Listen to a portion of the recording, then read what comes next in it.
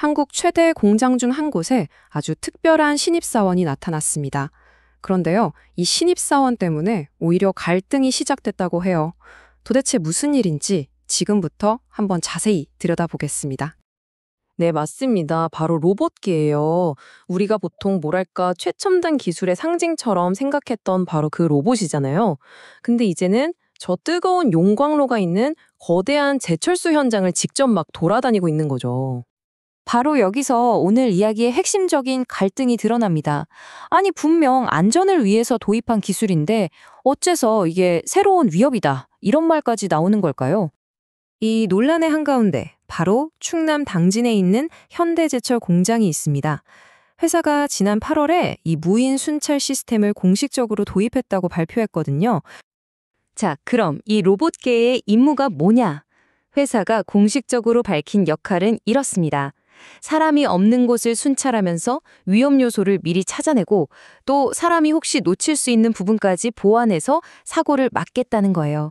그리고 이 과정에서 공장 내부랑 일하는 작업자들을 촬영합니다. 이 부분이 중요해요. 좋습니다. 그러면 회사가 왜 이렇게 미래적으로 보이는 경비원을 도입했는지 그 공식적인 이유를 조금 더 깊게 파고 들어가 보죠. 회사가 홍보하는 안전 절차는 이렇습니다. 먼저 로봇계가 현장을 쫙 순찰해요. 그러면 연동된 인공지능 AI가 이걸 보고 있다가 작업자들이 안전모는 제대로 썼나, 다른 안전수칙은 잘 지키나 이런 걸 실시간으로 확인해서 사고를 미리 딱 막는다는 거죠.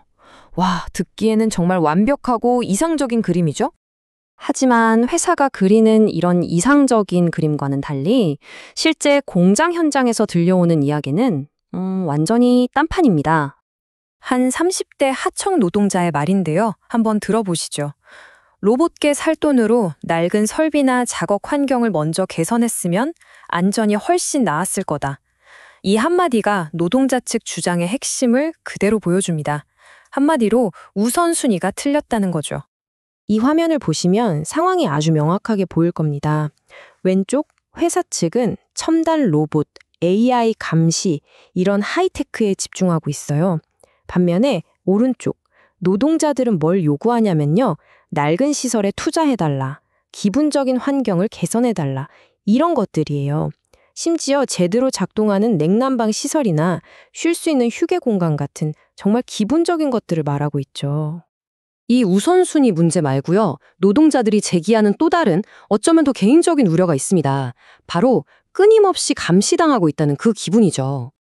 한 분은 이런 말까지 했어요. 마치 감시당하고 올가매는 듯한 기분이다. 와, 근무 시간 내내 로봇이 나를 촬영하고 있다고 생각하면 정말 그런 기분이 들 수도 있겠네요. 법적으로도 따져볼 문제가 있습니다. 아시다시피 우리나라 개인정보보호법상 개인 영상을 찍으려면 당연히 동의를 받아야 하잖아요. 그런데 하청 노동자들은 이런 촬영에 대해서 사전에 제대로 된 고지를 받거나 동의서를 쓴 적이 전혀 없다고 주장하고 있습니다. 자, 그러다 보니까 아주 중요하고 근본적인 질문에 도달하게 됩니다. 만약에 사고가 나면 진짜 책임은 누구한테 있는 걸까요? 실제로 최근에 정말 아찔한 사고가 있었습니다. 지난 9월 6일이었는데요. 하청 노동자들이 일하던 공장 건물이 무너져 내린 거예요. 당시 노동자들은 진짜 운이 좋아서 살았다고 말할 정도였어요. 그런데 더 황당한 건 그 다음 날입니다. 목숨을 겨우 건진 바로 그 노동자들이 안전이 확보되지도 않은 그 붕괴 현장에 다시 들어가서 점검하라는 지시를 받았다는 겁니다. 이게 뭘 의미할까요? 노동자들이 안전모를 썼는지 안 썼는지 로봇이 감시하는 게 이렇게 건물이 무너지는 근본적인 위험 앞에서는 아무 소용이 없다는 걸 보여주는 거죠. 노조 정책부장의 이 말이 이 상황을 정확히 짚어줍니다. 기계가 위험의 외주화를 막을 수는 없다. 로봇계는 안전 문제를 해결할 수 없다. 그러니까 이 로봇계가 진짜 안전을 위한 해결책이 아니라 혹시 사고가 났을 때 그 책임을 노동자 개인에게 떠넘기 위한 도구가 될 수 있다는 그런 깊은 우려가 담겨 있는 겁니다. 자, 그럼 이 갈등, 지금은 어떤 상황일까요? 그리고 이게 앞으로 우리 일터에 어떤 의미를 던져주는 걸까요? 상황이 좀 복잡합니다. 회사는 정규직 노조와는 합의를 했다고 밝히고 있어요. 하지만 하청 노동자들이 안전이나 근로 조건에 대해 교섭하자고 요구하는 건 계속 거부하고 있다고 합니다. 사실 이 갈등의 배경에는 더 큰 문제가 있는데요. 법원이 이미 이 노동자들을 쓰는 건 불법 파견이니까 직접 고용하라고 판결까지 내린 상황이라는 거죠. 그리고 이게 단순히 현대제철, 이 한 공장만의 이야기가 아니라는 게 더 중요합니다.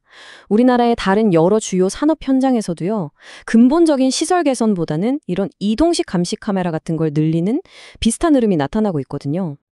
결국 이 이야기는 우리 모두에게 아주 중요한 질문 하나를 던집니다. 일터에서 기술이 우리를 감시할 때 그 기술은 과연 누구를 위한 걸까요? 자동화와 감시, 그리고 기업의 책임. 그 사이에서 우리는 어떤 답을 찾아야 할까요? 여러분의 생각은 어떠신가요?